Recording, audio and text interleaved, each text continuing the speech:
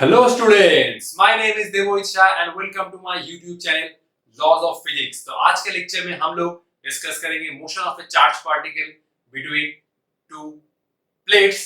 कैसे एक charge particle दो प्लेट के बीच में से गुजर रहा है जहां पर यूनिफॉर्म इलेक्ट्रिक फील्ड प्रेजेंट हो, और कुछ बेहतरीन इंपॉर्टेंट न्यूमेरिकल डिस्कस करेंगे ताकि हर एक को मजा आ जाए।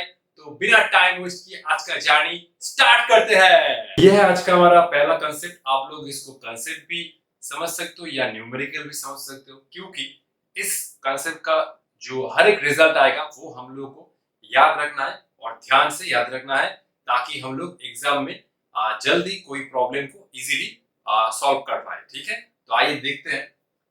ये एक प्लेट है जिसमें पॉजिटिव चार्ज, ये एक प्लेट है जिसमें नेगेटिव चार्ज, और इन दोनों के प्लेट के बीच में एक यूनिफॉर्म इलेक्ट्रिक फील्ड है। ठीक है, ये दोनों प्लेट का लेंथ है L, और एक इलेक्ट्रॉन v नॉट वेलोसिटी के साथ इस इलेक्ट्रिक फील्ड में इंटर कर रहा है। जब ये पार्टिकल इंटर कर रहा है तो इसका इनिशियल वेलोसिटी है v नॉट, और जब ये पार्टिकल बाहर जा रहा है तो इसका कुछ पाथ ऐसा हो रहा है, क्योंकि ऑब्वियसली ये जो प्लेट का पॉजिटिव चार्ज है इस इलेक्ट्रॉन के ऊपर फोर्स अप्लाई करेगा, तो इलेक्ट्रॉन का पाथ कुछ ऐसे डेविएट हो जाएगा। ठीक है, इलेक्ट्रॉन का पाथ स्ट्रेट लाइन में नहीं होगा। तो हमें क्वेश्चन में क्या बोला है, फाइंड द डिफ्लेक्शन। डिफ्लेक्शन मतलब पार्टिकल इलेक्ट्रॉन तो इनिशियली एक डायरेक्शन में था, अब इलेक्ट्रिक फोर्स के कारण पार्टिकल वाई डायरेक्शन में भी कुछ डिस्प्लेसमेंट सफर किया। ये मान लो वाई है, तो हमें ये वाई निकालना है। y क्या है, y डायरेक्शन में पार्टिकल का जो डिस्प्लेसमेंट है, ये है x एक्सिस, ये है y एक्सिस। अब ये डिस्प्लेसमेंट क्यों हो रहा है, सिंपली इलेक्ट्रिक फील्ड के कारण इसका ऊपर कुछ एक्सेलरेशन अप्लाई हो रहा है, और एक्सेलरेशन के कारण जो इलेक्ट्रॉन का पाथ है वो फाइनली ऐसा हो रहा है। और क्या बोल रहा है, find the angle of deviation of the path of electron as it comes out of the field. तो इलेक्ट्रॉन अपने ओरिजिनल पाथ से जो एंगल डेविएट हुआ, ये एंगल हमें निकालना है। इलेक्ट्रॉन अपने ओरिजिनल पाथ से कितना एंगल डेविएट हुआ, और ये सिंपली हो रहा है ड्यू टू इलेक्ट्रिक फील्ड। अगर इलेक्ट्रिक फील्ड नहीं होता तो इलेक्ट्रॉन सीधा निकल जाता। Simple. Find the final velocity as it comes out of the field. जब इलेक्ट्रॉन इस फील्ड से बाहर जा रहा है इस पॉइंट पर, तब इसका फाइनल वेलोसिटी क्या होगा। हम लोग एक एक करके धीरे धीरे एनालाइज करते हैं, धीरे धीरे। तो मैं पहले मान रहा हूं कि let t be the time by electron to come out of the field। तो मैं मान रहा हूं कि इलेक्ट्रॉन यहां से यहां तक जो जर्नी कर रहा है उस जर्नी का टाइम है स्मॉल t। अब मैं इस प्रॉब्लम को सिर्फ x और y में तोड़ दूंगा, x डायरेक्शन y डायरेक्शन में, जैसे हम लोग क्लास 11 में प्रोजेक्टाइल मोशन में करते हैं। इस इलेक्ट्रॉन का जो मोशन हो रहा है वो 2 डायमेंशन में हो रहा है, क्योंकि इस इलेक्ट्रॉन ने x डायरेक्शन में भी कुछ डिस्टेंस मूव किया और y डायरेक्शन में भी कुछ डिस्टेंस मूव किया। तो इसका जो मोशन होगा सिंपली 2 डायमेंशनल मोशन होगा, और इसको हम लोग प्रोजेक्टाइल मोशन की तरह ट्रीट कर सकते हैं। तो मैं x डायरेक्शन में इनिशियल वेलोसिटी क्या है, x डायरेक्शन में इनिशियल वेलोसिटी है v नॉट, ये है x एक्सिस, ऊपर में y एक्सिस। x डायरेक्शन में y डायरेक्शन में इनिशियल वेलोसिटी क्या है, इस इलेक्ट्रॉन के पास कुछ भी इनिशियल वेलोसिटी नहीं है, तो ये है 0। x डायरेक्शन में एक्सेलरेशन क्या है, x डायरेक्शन में कोई भी एक्सेलरेशन नहीं है, इलेक्ट्रिक फील्ड है y डायरेक्शन में। अब y डायरेक्शन में एक्सेलरेशन क्या होगा, इलेक्ट्रिक फील्ड है नेगेटिव y एक्सिस में, ध्यान से, और ये जो चार्ज पार्टिकल है ये इलेक्ट्रॉन है, तो इलेक्ट्रॉन के ऊपर जो फोर्स अप्लाई होगा वो पॉजिटिव y एक्सिस में होगा, क्योंकि जो ये इलेक्ट्रॉन का मूवमेंट है वो इस प्लेट की तरफ है। इलेक्ट्रिक फील्ड है नेगेटिव y एक्सिस में, लेकिन ये इलेक्ट्रॉन नेगेटिव है, तो नेगेटिव होने के कारण इसके ऊपर जो फोर्स अप्लाई होगा वो पॉजिटिव y में होगा। तो पॉजिटिव y में जो एक्सेलरेशन होगा वो होगा ay equal to fy by m small e capital E by m। ये हुआ फोर्स, ये हुआ पार्टिकल का मास। सिंपल। तो मैं x डायरेक्शन और y डायरेक्शन का इक्वेशन ऑफ मोशन अलग से लिख लेता हूं और सॉल्व करता हूं। तो मैं x डायरेक्शन में जो मोशन हो रहा है उसका इक्वेशन लिख लेता हूं। x direction sx equal to uxt plus half ax into t square. Particle x direction में कितना डिस्प्लेसमेंट किया, ये पूरा लेंथ है l। पार्टिकल का जो मोशन है वो x डायरेक्शन में भी हो रहा है as well as y direction में भी हो रहा है। तो sx कितना हुआ, पार्टिकल x डायरेक्शन में कितना डिस्प्लेसमेंट सफर किया, l। पार्टिकल का x डायरेक्शन में इधर कितना है, v नॉट, तो v not into T. ax तो जीरो है क्योंकि पार्टिकल के पास x डायरेक्शन में कोई भी एक्सेलरेशन नहीं है, सिंपल। तो मैं इस इक्वेशन से t निकाल सकता हूं, वो बना l by v not. y direction में क्या होगा, y डायरेक्शन में मैं अलग से इक्वेशन ऑफ मोशन अप्लाई करता हूं, जैसे हम लोग प्रोजेक्टाइल के केस में करते थे। तो sy equal to uyt plus half ay into t square. तो sy कितना बना, पार्टिकल y डायरेक्शन में कितना डिस्प्लेसमेंट सफर किया, ये है स्मॉल y, तो यही हमें निकालना है स्मॉल y। uy कितना है, जीरो, uy है जीरो। अच्छा, ये टर्म कितना बना, हाफ। ay कितना है, small e capital E by m into t square. अब ये स्मॉल y कितना बन रहा है, small e capital E by twice m, और ये t कितना बन रहा है, l बाई v नॉट का square, so l square by v naught square. So y equal to small e capital E l square by twice m v naught square. तो ये हुआ पार्टिकल का जो डिस्प्लेसमेंट अलोंग y डायरेक्शन, यही है deflection, deflection along y direction, और ये हो रहा है due to electric field. Small e capital E l square by twice m v naught square. ये फॉर्मूला हम लोग को याद रखना होगा, ठीक है। तो आप लोग एक बार देख लीजिए, मैं थोड़ा बोर्ड को इरेज कर देता हूं। अब मुझे क्या निकालना है, जब पार्टिकल फील्ड से बाहर जा रहा है तब उसका एंगल ऑफ डेविएशन कितना है। तो मैं इस पॉइंट को मान लिया कि P, जब इस पॉइंट पर पार्टिकल फील्ड से बाहर जा रहा है, P पॉइंट पर पार्टिकल का कुछ वेलोसिटी होगा ऑब्वियसली, तो मैं इसका वेलोसिटी मान लिया v। v का मैंने दो कंपोनेंट बना लिया, एक हुआ अलोंग x एक्सिस vx और दूसरा हुआ अलोंग y एक्सिस vy। तो मुझे ये थीटा निकालना है। तो अब मुझे ये थीटा निकालने से पहले मुझे vx और vy निकालना होगा। तो at p velocity is small v, और v का दो कंपोनेंट है, एक है vx, दूसरा है vy। तो अलोंग x, फिर से मुझे इक्वेशन ऑफ मोशन अप्लाई करना होगा। vx कितना बना, ux plus ax into T, ये है final velocity along x direction. ux कितना बना, v नॉट, x डायरेक्शन में तो कोई एक्सेलरेशन नहीं है, तो ये है जीरो। अच्छा, along y, along y direction,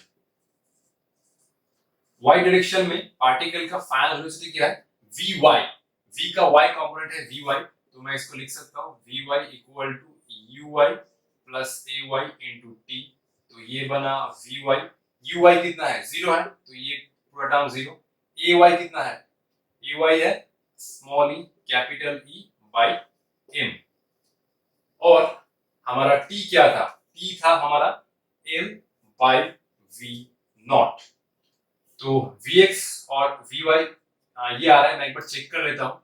vx equal to ux plus axt, ax तो जीरो है, ux v naught, vy equal to uy plus ayt, uy तो जीरो है, ay कितना है small e capital E by m, और particle को कितना time लग रहा था ये l डिस्टेंस ट्रैवल करने में, l बाई v नॉट, ठीक है। तो vx vy निकल के आ गया।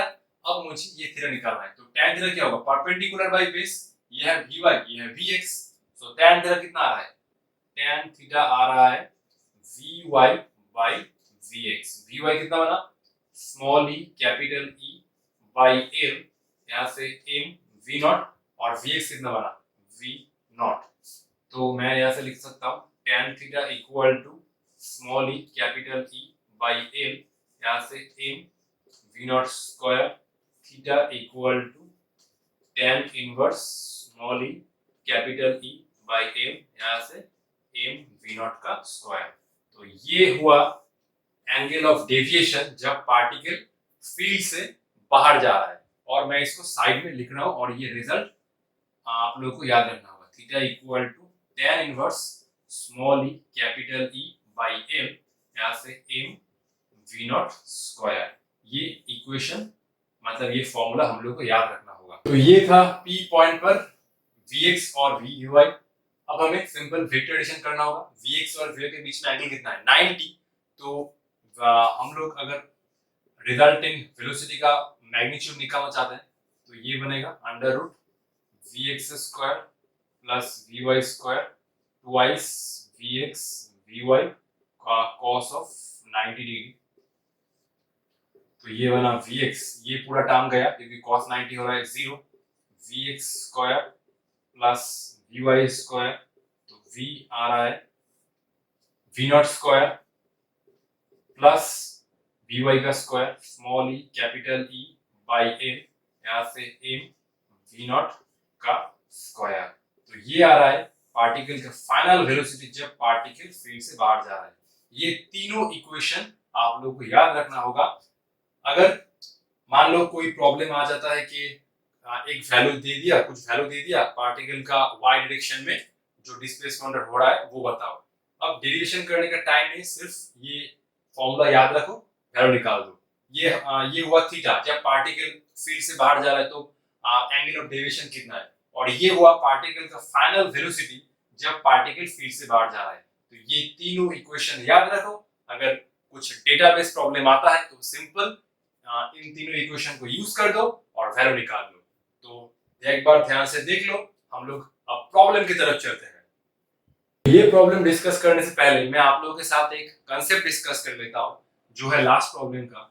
तो हमने लास्ट प्रॉब्लम में ये डिस्कस किया कि इलेक्ट्रिक फील्ड इस डायरेक्शन में था, तो पार्टिकल इलेक्ट्रॉन ऐसे आया और ऐसे गया। तो इलेक्ट्रॉन का इस पाथ का नेचर क्या है, मतलब ट्रैजेक्टरी क्या है।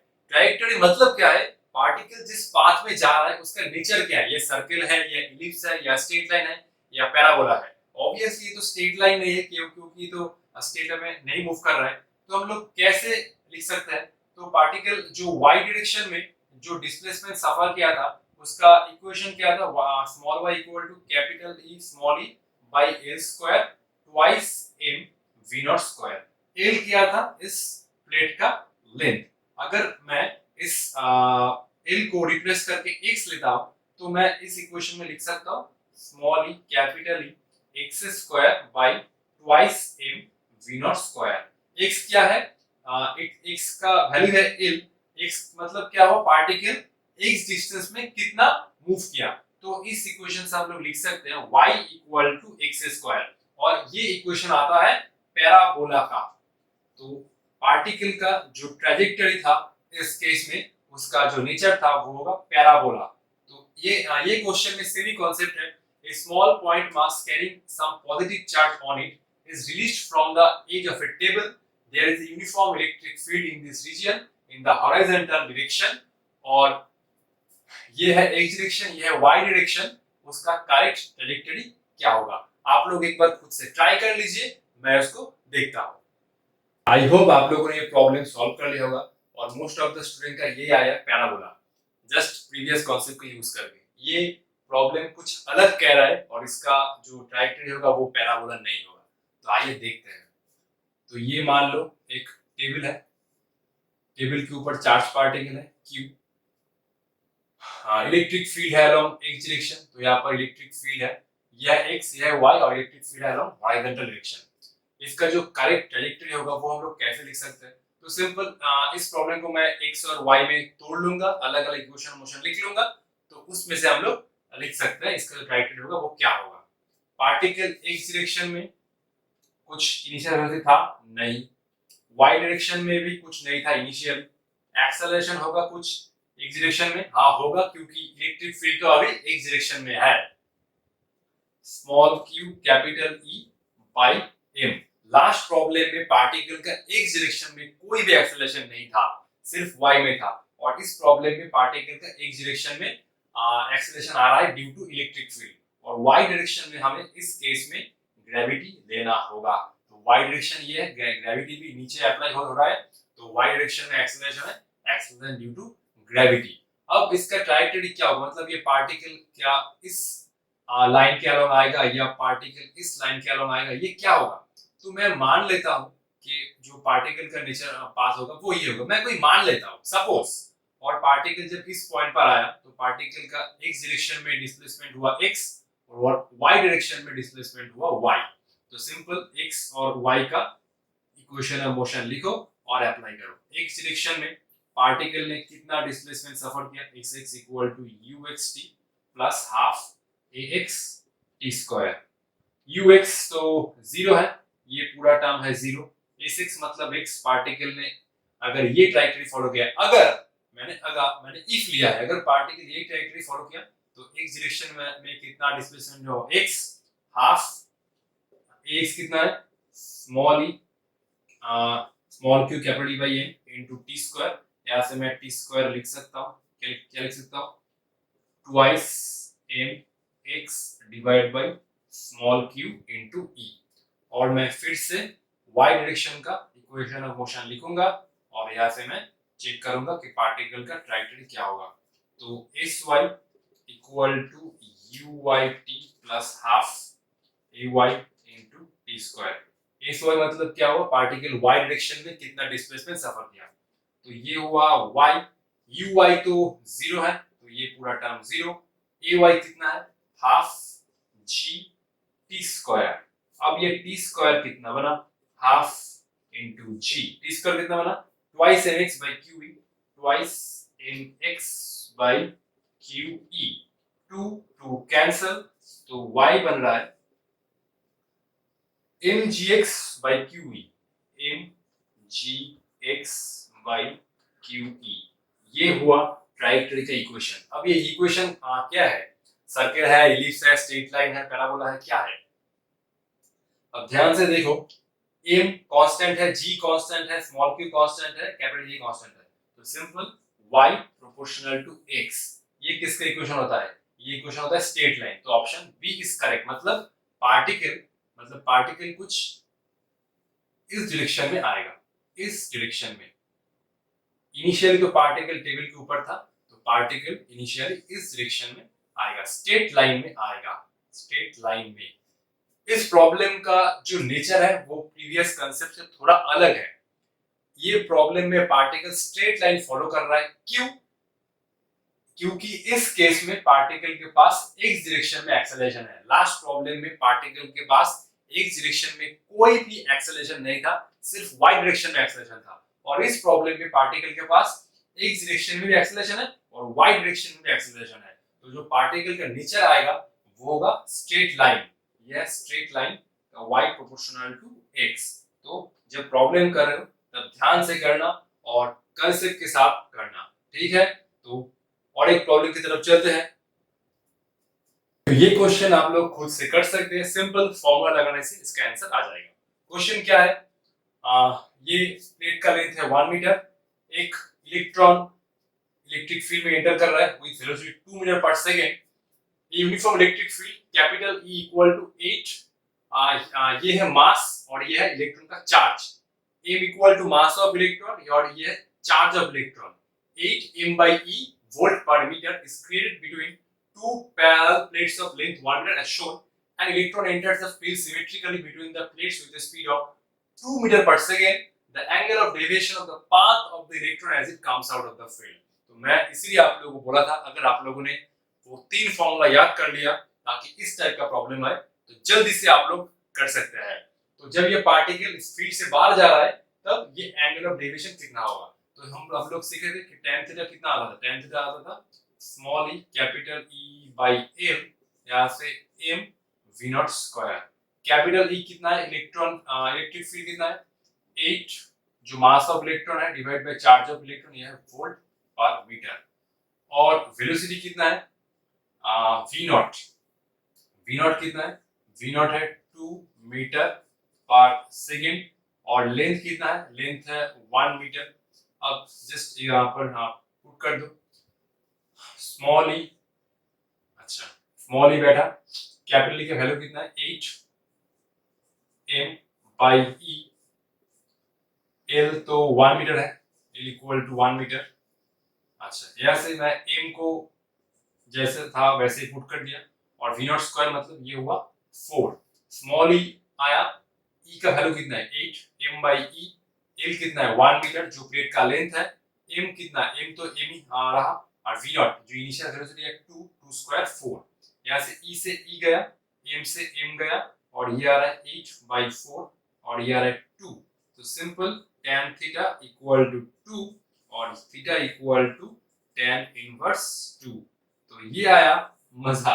अगर ये फॉर्मूला हम लोग याद रखते हैं तो हम लोग विद इन 5 सेकंड इस टाइप के प्रॉब्लम को सॉल्व कर सकते हैं।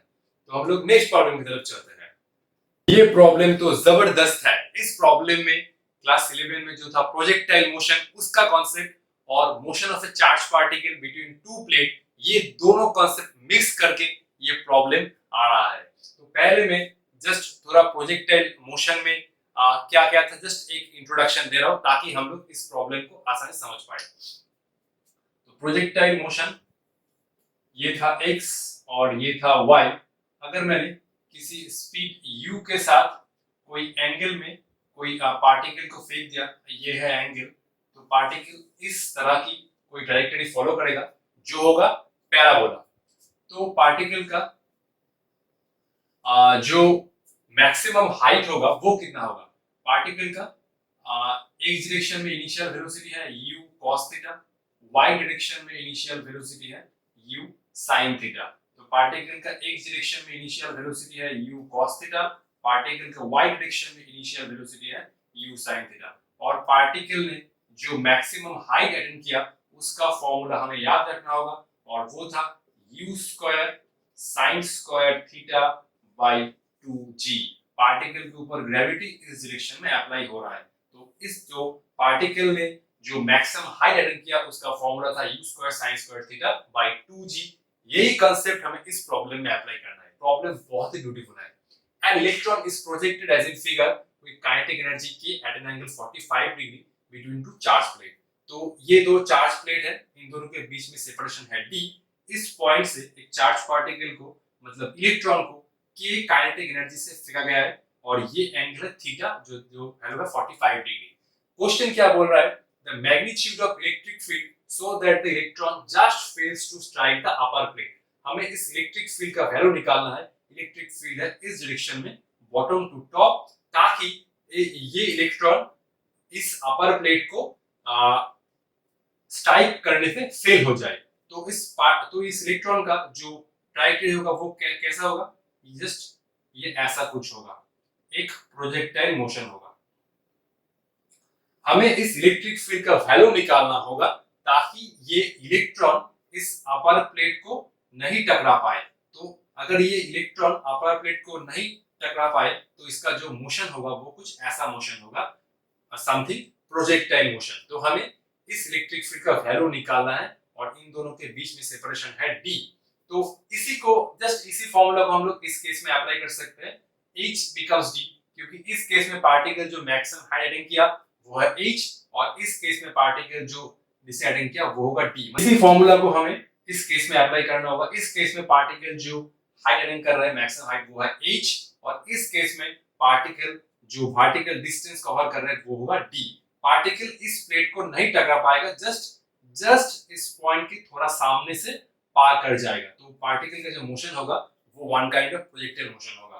तो मैं h को d के साथ इक्वेट करता हूं, जस्ट मैं h की जगह d लिखूंगा और कोई नहीं।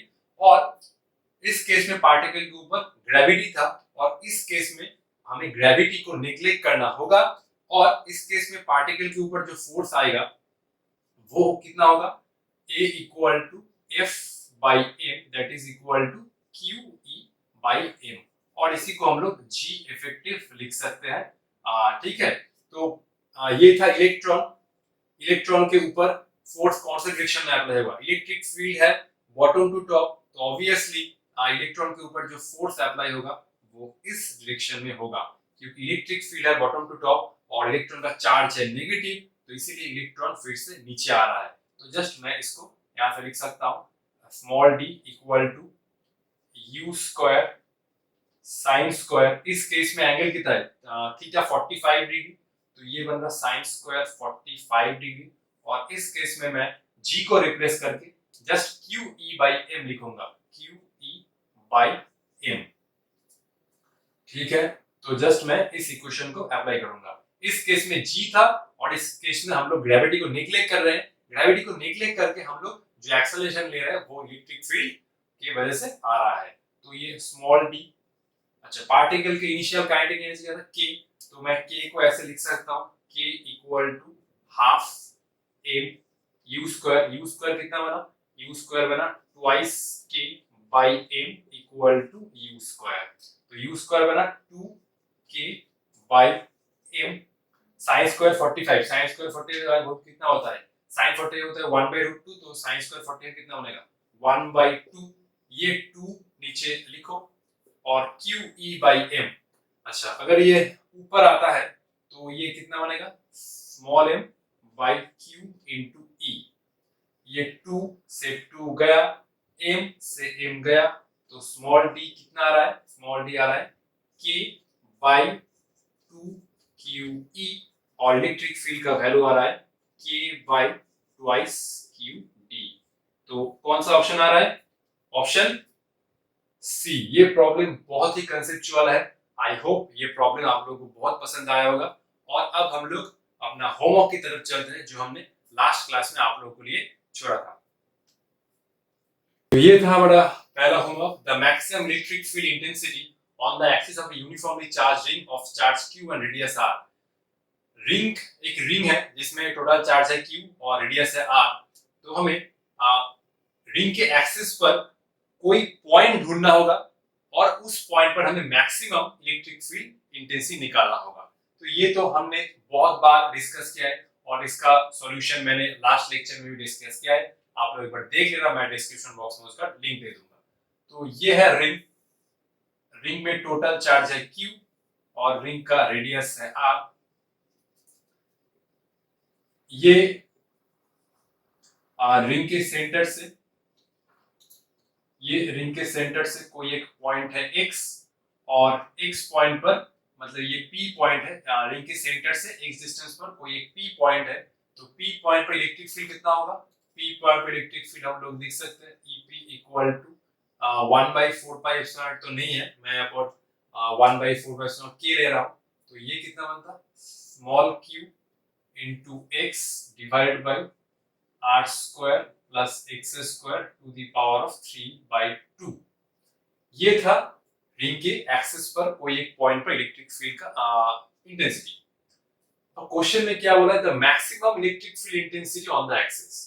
तो ये भी हमने फाइंड किया था कि हम लोग कैसे कोई एक पॉइंट निकाल सकते हैं जहां पर इलेक्ट्रिक फील्ड इंटेंसिटी मैक्सिमम होगा, और वो था x equal to plus minus r by root two. x equal to plus minus r by root two पर इलेक्ट्रिक फील्ड इंटेंसिटी मैक्सिमम आता है एट x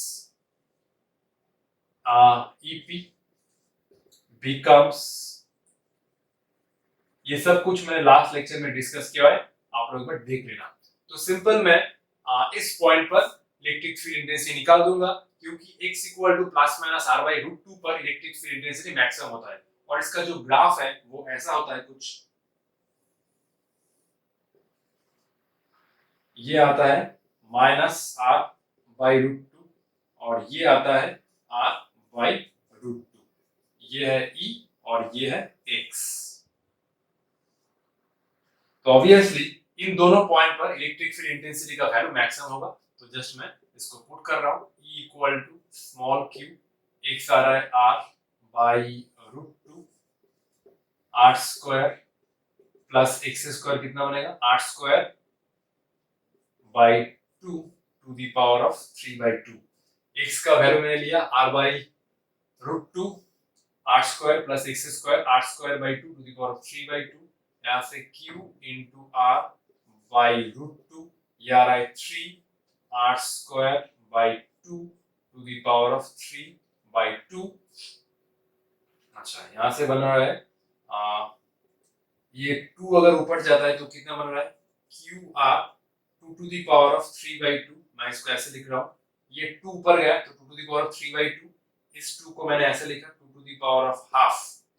ये बन रहा है 3 टू द पावर ऑफ 3/2 और r स्क्वायर 3/2, r स्क्वायर 3/2 कितना बनेगा 2 2 कैंसिल, ये बनेगा r cube. So r cube, 8 से आर क्यूब गया, ये बना आर स्क्वायर, तो क्यू यहाँ से टू, मैं ये 2 को ऊपर ले जा रहा हूँ, तो 2 to the power of 3/2 minus half, ये बन रहा है आर स्क्वायर, और 3 टू द पावर ऑफ 3/2, मैं इसको कैसे लिख सकता हूँ, 3 टू द पावर ऑफ 3/2 को 3 into 3 to the power of half, तो इसको मैं ऐसे लिख सकता हूँ।